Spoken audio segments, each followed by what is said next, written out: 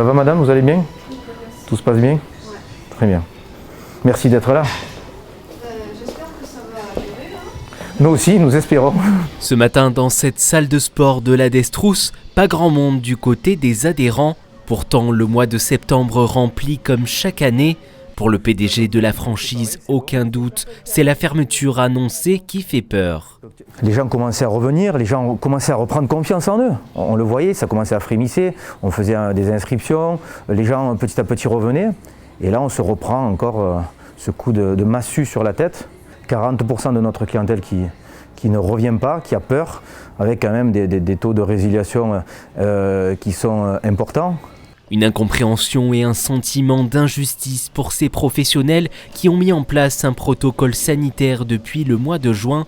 Pourtant, le ministre de la Santé, Olivier Véran, les a désignés comme des lieux de contamination importants où le port du masque est impossible.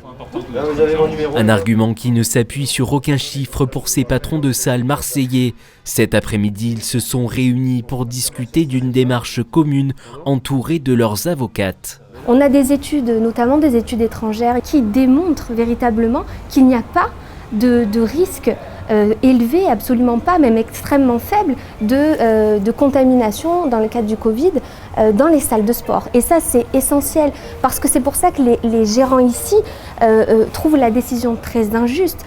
Injuste mais surtout préoccupante, car après une longue période de fermeture au printemps, certains se demandent combien de temps pourront-ils encore tenir. La situation va mal et on est face à un mur et on ne voit pas comment on va s'en sortir. Donc moi aujourd'hui, je suis honnête, je me demande si je ferme, est-ce que je vais réouvrir potentiellement dans 15 jours. Une fermeture qui serait un drame pour ceux qui travaillent dans ces établissements chaque jour. Les employés, mais aussi les professeurs et coachs indépendants. Mes profs m'ont appelé en pleurs, en me disant qu'est-ce qu'on va faire. On arrive à peine à se sortir du confinement. On a fait nos achats scolaires, on a payé les inscriptions à nos enfants et puis on n'a plus de travail.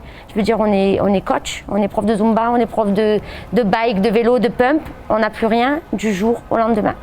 Pour l'heure, aucun décret officiel n'a précisé la fermeture des salles de sport, mais ces gérants ne comptent pas en rester là et envisagent un recours collectif.